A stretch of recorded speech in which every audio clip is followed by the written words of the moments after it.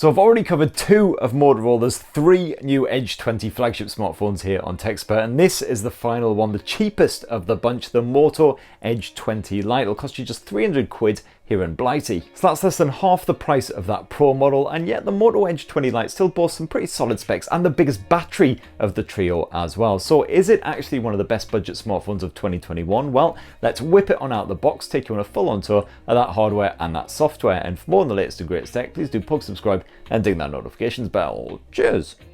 So what do you get bunged in here besides the Moto Edge 20 Lite? You've got your 30-watt Motorola adapter, tasty. You've got a bit of Type-C USB action, oof. Usual manual and safety guide shenanigans. And yes, you do get a bundled condom case with the Moto Edge 20 Lite as well, which comes pre-wrapped. So let's just prise that one on off. Oh, still there nice and tight. So there we have the Moto Edge 20 Lite in its raw, naked glory. And it's got a very similar sort of design to the rest of the Moto Edge 20 setup, but it is a more basic, cost-saving finish here on the Lite model because you've got plastic on the back and also all around the frame as well. And yeah, the Moto Edge 20 Lite is a little bit chunkier than the standard very skinny Moto Edge 20, but only by a little bit, still reasonably slender. I do of course get that slightly jutting camera chassis though, still poking out that back end. It is once again a matte finish here on this back end though, so hopefully it should prove reasonably resistant to scuffs and greasy fingerprints, and it is of course that lovely dark blue hue, same as the rest of the family.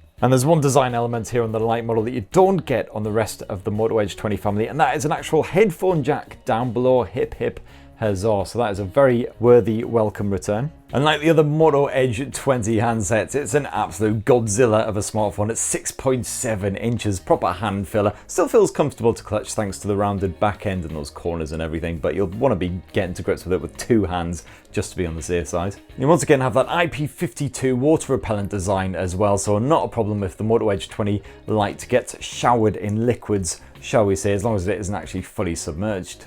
Okay, we got that Motorola Edge 20 Lite all set up. Let's just check out the state of the SIM tray.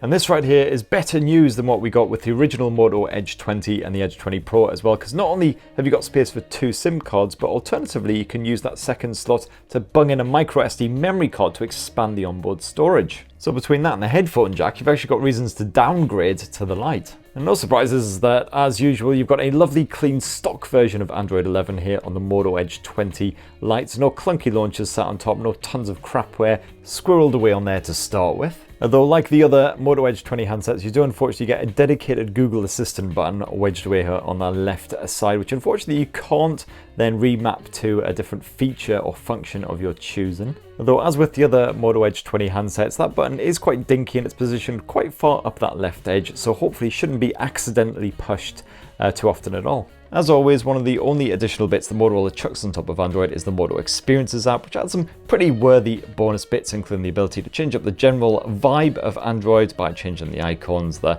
colors in the menus, all that kind of shenanigans. You've got some good gesture support in there, including the lift to unlock, 3-finger screenshot, and my personal favorite, the fast torch. Some bonus little tips and tricks, and also it adds in the Moto Game Time feature, which is a very worthy tool, which I'll cover in a bit. Motorola's update promise isn't quite as strong as some rivals like OnePlus and Nokia, sadly. You've got 2 years of guaranteed OS and security updates. That tends to last the sort of length of a contract or what have you, but of course if you are dead set on getting yourself a phone that's going to last you, years into the future, you might want to look elsewhere. As for the storage, well, as I mentioned before, it is expandable via microSD memory cards. Thank God. It's really annoying that Motorola missed that off of the standard Edge 20 and the Pro, but it's here, present and correct in the Lite, and you do get 128 gigs of internal storage to begin with as well, so you'll probably take a while filling that up, even if you're downloading lots of music, movies, and making ample use of that camera.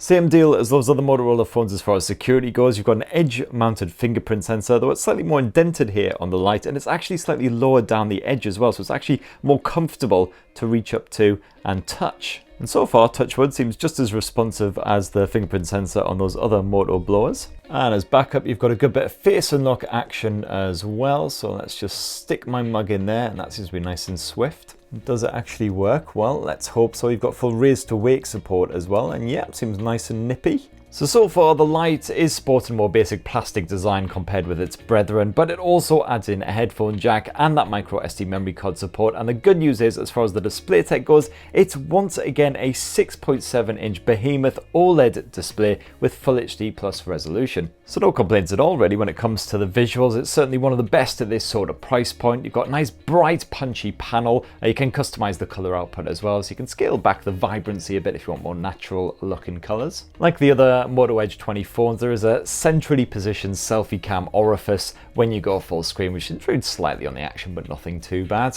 Nice sharp contrast, strong viewing angles, the works. Got plenty of customization you can play around with here in the display settings if you want to as well, and if you hit the display refresh rate, you'll see one of the only differences between the Moto Edge 20 Lite and its more expensive brothers is the fact that it tops off at 90Hz instead of 144Hz. And also, unlike those more costly Moto Edge 20 handsets, there's no variable refresh rate here. You've got to manually stick it at either 60 or 90. It can't automatically swap between different refresh rates depending on what you're up to. On the audio front, as I've already gushed about several times now, you do get that headphone jack, which you don't get on the other Moto Edge 20 handsets, but it is still just a mono speaker setup. You don't get a stereo speaker setup here on the Lite. But is that speaker actually any good? Well, let's give it a test. So as I say, you can pre-order now direct from the Onyx website, $350 US.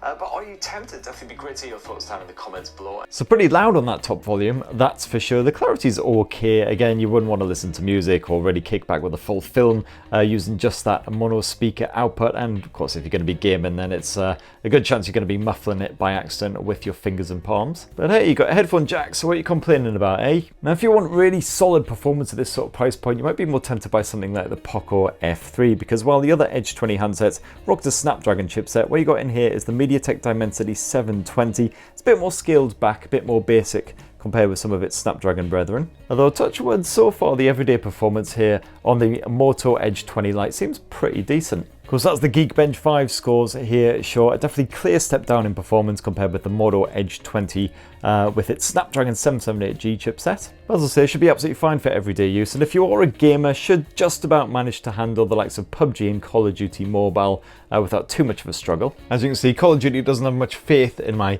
trusty Moto Edge 20 Lite, bumping down the graphics quality to low by default and frame rate to medium. I've got a little bit more faith, so I am going to boost those up a bit and see how it handles it. And as I mentioned before, briefly, you do have that Moto Game Time feature, which adds a few bonus tools for you to play around with and really help you get into the game. It's less features than you'll find on the standard Moto Edge 20 smartphone though, so you've still got the notifications blocking, but you don't have the dark mode, for instance. You don't have the performance boost. So yeah, Edge 20 Lite definitely more limited when it comes to the gaming. And yeah, gotta say, I'm really glad I knocked up the graphical settings on Call of Duty Mobile, because it played absolutely perfectly here on the Moto Edge 20 Lite on those sort of medium settings. Nice smooth frame rate throughout, no judders or frame drops, even when things got a little bit hairy, shall we say. The fact that it's such a spacious panel makes it easy to play and see what's going on at the same time. Nice responsive screen as well, the touch response rate very good, so perfect for a fast-paced action game like PubG or Call of Duty Mobile. But yeah, you'll definitely want to plug in some headphones when you game and just to really enjoy the audio, because that mono speaker output, it's alright, but it does get muffled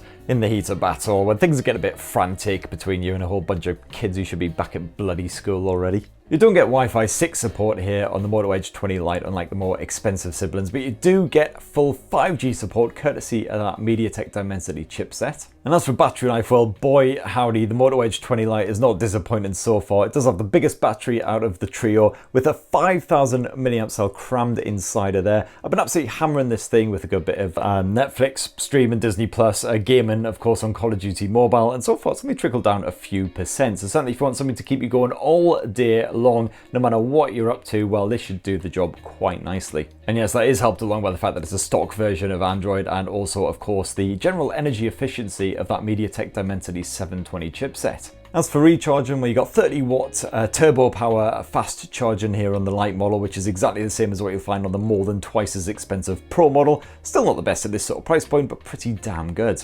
And last up, my lovelies, the triple lens rear camera setup, which is once again here headed up by a 108 megapixel primary camera sensor. So that's a match for the likes of the Redmi Note 10 Pro from Xiaomi, which I reviewed early in 2021. Still one of the best budget blows of the year, and should hopefully here on the Moto Edge 20 Lite mean nice crisp detailed photos. And because this phone also uses 9-in-1 pixel binning, that should hopefully mean nice bright natural looking results, even in sort of fairly testing conditions. So we'll be fully testing out that camera tech for my in-depth Moto Edge 20 Lite review, so stay tuned for that. But as you can see, you've got your AI smarts on there, so it can suggest alternative modes depending on what you're trying to shoot. And you do have plenty of bonus modes on here, including the likes of portrait mode for adding a bokeh style background effect. If you tap here, so you've got plenty more, bit of night mode action, bit of spot color. You've got your full-on pro mode as well if you want it. That could be quite handy if you're trying to shoot in quite a strong contrast, or at night you just want to boost up the brightness a bit, for instance. As for the alternative lenses, where you want 8 megapixel ultra wide angle shooter, but there is no telephoto lens, of course, because that would be incredibly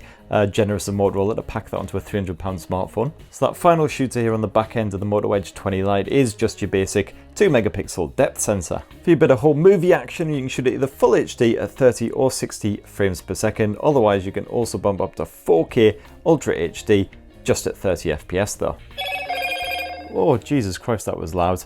And then around front, you've got a 32 megapixel selfie shooter here on the Moto Edge 20 Lite, same as the standard Moto Edge 20. This again should be absolutely fine just for your everyday shareable shots on the social medias, as long as you want a gormless wanger like myself. And that, right there, in a nutshell, is Motorola's fresh new Moto Edge 20 Lite, the most affordable of its new Motorola Edge 20 flagship smartphones. And for 300 quid, it certainly seems like a strong rival to likes the OnePlus Nord CE 5G and the Xiaomi Redmi Note 10 Pro. Not the most impressive budget smartphone around as far as performance goes, but the battery life seems to be solid. You've got that lovely stock version of Android, gorgeous OLED display on there. And we'll be fully testing out that camera tech as well to make sure it's as good as it certainly promises to be. So, what do you reckon about the Moto Edge 20 Lite? Have you been using it as your full-time smartphone? It'd be great to hear your thoughts down in the comments below. Please do PubG, subscribe and ding that notifications bell for more on the latest and greatest tech.